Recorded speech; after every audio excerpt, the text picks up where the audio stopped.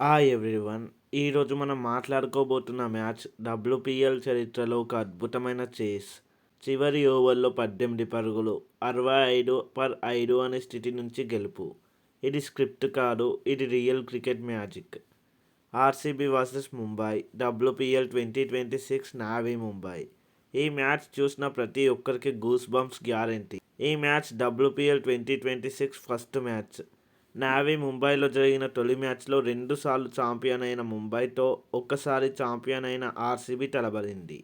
ముందుగా టాస్ గెలిచిన RCB bowling ఎంచుకుంది. స్టార్టింగ్లో తలబడినప్పటికీ ముంబై మిడిల్ ఆర్డర్ రాణించడంతో 154 లాంటి భారీ స్కోర్ చేయగలిగింది. ముఖ్యంగా అజీవన్ సజన 180 లాంటి భారీ స్ట్రైక్ రేట్తో ఆడి అబ్బురపరిచింది. ఇక ఆర్సీబీ గెలవాలంటే 155 పరుగులు రన్స్ స్కోర్ చేయాలి.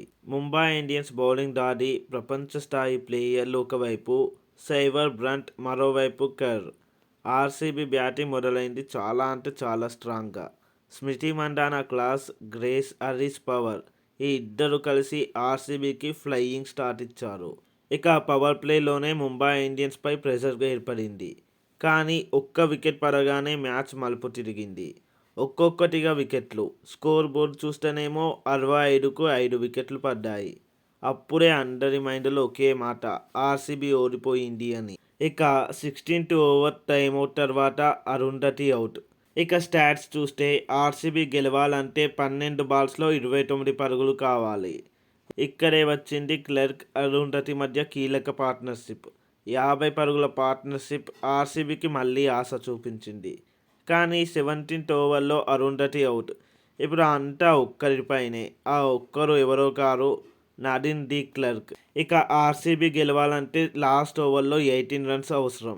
ఇది డబ్ల్యూపీఎల్ చరిత్రలో రెండో అత్యధిక ఫైనల్ ఓవర్ చేస్. ఇక ఎంఐకి ఛాన్స్ వచ్చింది. 19th ఓవర్లో సైవర్ బ్రంట్ కర్ చేతుల్లో క్యాచులు జారాయి. అక్కడే మ్యాచ్ కూడా జారిపోయింది ముంబై ఇండియన్స్ది. చివరి బంతి 2 పరుగులు కావాలి.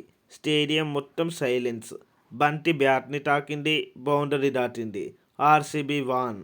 ఇక ఈ మ్యాచ్లో బిగ్గెస్ట్ టర్నింగ్ పాయింట్ ఏంటంటే ఆర్సీబీకి 5 వికెట్లు పడినప్పుడు ఇంకా 90 పరుగులు అవసరం. డబ్ల్యూపీఎల్ చరిత్రలో ఇంత పెద్ద చేస్ చివరి 5 వికెట్లతో ఇంతకుముందు ఎవ్వరూ చేయలేరు. సో ఈ వీడియో మీకు నచ్చితే లైక్ చేసి కామెంట్ చేయండి. అలానే సబ్స్క్రైబ్ చేయడం కూడా మర్చిపోవద్దు. మరిన్ని వీడియోలతో మళ్ళీ కలుద్దాం. Thanks for watching. జై హింద్.